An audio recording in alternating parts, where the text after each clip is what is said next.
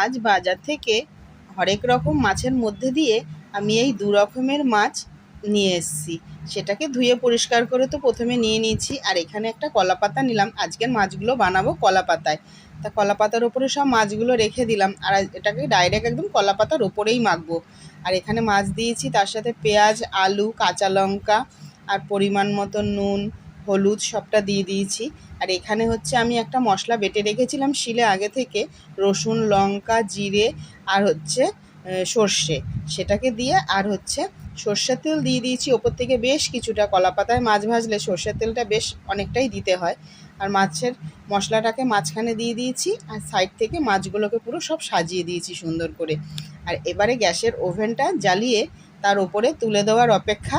এই যে তুলে দিলাম, 15 মিনিটের জন্য হতে দিয়েছি। দেখুন একটা পিঠ পুরো কত সুন্দরভাবে ভাজা হয়ে গেছে।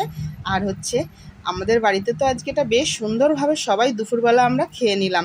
আপনারাও